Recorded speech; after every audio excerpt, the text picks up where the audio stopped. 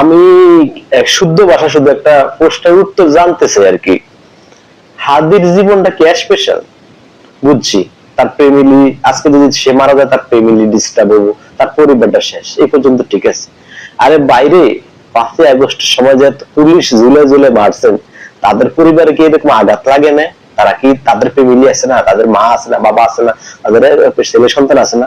সেটা কি একবার ভাবেন? একজন পুলিশ মহিলা যে অন্তঃসত্ত্বা ছিল, তার গর্ভে সন্তান ছিল, সে যে আকুতি মিনতি করছে যে আমার বাঁচান বাঁচান, তার কি আপনারা বাঁচাইছেন? ও জীবন না? ওই জীবনটার কি দাম নাই?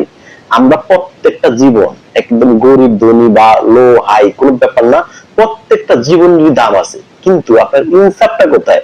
আজকে আমিও আমারও যথেষ্ট আবেগ আছে।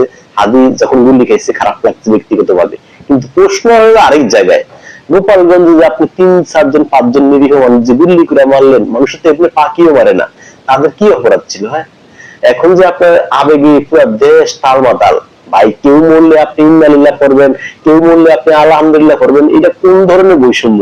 প্রত্যেকটা প্রাণেরই তো আপনার মূল্য আছে। আপনি একদম টিভির জরিপ দেখেন, মিডিয়ার জরিপ দেখেন, যে কয় মাসে কত খুন বাংলাদেশে, 7-8 মাসে 3000 খুন।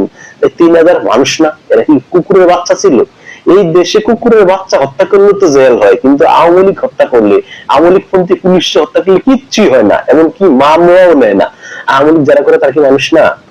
আপনি আপনার জায়গা থেকে চিন্তা করেন, প্রত্যেকটা হত্যার বিচার করেন, আমরা আপনি ওয়েলকাম জানাই, কিন্তু আপনাদের কাছে, সরকারের কাছে কিছু জীবন একদম আনকমন মূল্যবান, আর কিছু মানুষের দাম কুত্তার চেয়েও কম। এটা কেমন বৈষম্য? আপনি একটা জিনিস চিন্তা করেন, আবারও চিন্তা করেন, এই সরকার কি বৈষম্য করে না?